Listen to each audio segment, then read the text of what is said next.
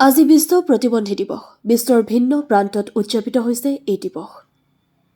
আজি বিশ্ব প্ৰতিবন্ধী দিৱস। বিশ্বৰ ভিন্ন প্ৰান্তত প্ৰতি বছৰে ৩ ডিচেম্বৰ তাৰিখে এই দিৱস উদযাপন কৰা হয়। দলগাঁও আঞ্চলিক বিকলাংগ উন্নয়ন পৰিষদৰ উদ্যোগত দিনজোৰা ক্ৰমণিকাৰে বিশ্ব প্ৰতিবন্ধী দিৱস উদযাপন কৰে। পতাকা উত্তোলন, বন্তি প্ৰজ্বলন, আলোচনা চক্ৰকে আদি কৰি ভিন্ন ক্ৰমণিকাৰে এই বিশেষ দিনটো উদযাপন কৰে।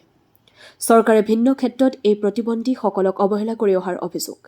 চৰকাৰী চাকৰিৰ ক্ষেত্ৰত সংৰক্ষিত আসন ভূঞা প্ৰতিবন্ধীসকলে দখল কৰাৰ অভিযোগ তুলিছে দলগাঁও আঞ্চলিক বিকলাংগ উন্নয়ন পৰিষদৰ সম্পাদকগৰাকীয়ে।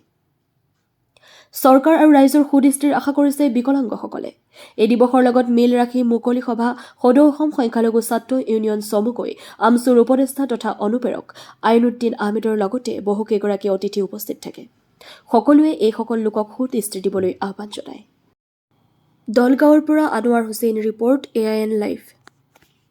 প্ৰথম কথাটো হৈছে যে আজিৰ বিশ্বৰ প্ৰতিবন্ধী দিৱসত আজিৰ এই দলগাঁৱৰ এই অনুষ্ঠানটোত বিশেষকৈ মই কৃতজ্ঞতা প্ৰকাশ কৰিব লাগিব ৱাহাব ডাঙৰীয়াক, তৈবুৰ ৰহমান ডাঙৰীয়াক আৰু আৱাল ডাঙৰীয়াৰ লগতে বাকী সকলকো।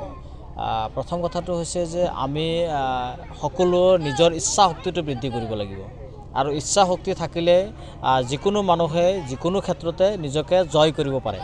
গতিকে মই তেখেতসকলক এইটোৱে আহ্বান জনাইছোঁ যে আপোনালোকৰ যদিও ক'ৰবাত নহয় ক'ৰবাত আপোনালোকৰ পূৰ্ণাংগ জীৱন যাপন কৰোঁতে অসুবিধা হয়, কিছু আপোনালোকৰ ডিষ্টাৰ্ব ফিল হয়, তথাপিও আপোনালোকে সেইটো অনুভৱ নকৰি যদি আপোনালোকে ইচ্ছা শক্তি কৰে তেতিয়াহ'লে আপোনালোকে নিজৰ নিজৰ যিখিনি প্ৰতিভা আছে সেই প্ৰতিভাখিনি বিকাশ কৰাৰ ক্ষেত্ৰত আপোনালোকে জয় লাভ কৰিব বা আপোনালোকে সফল হ'ব।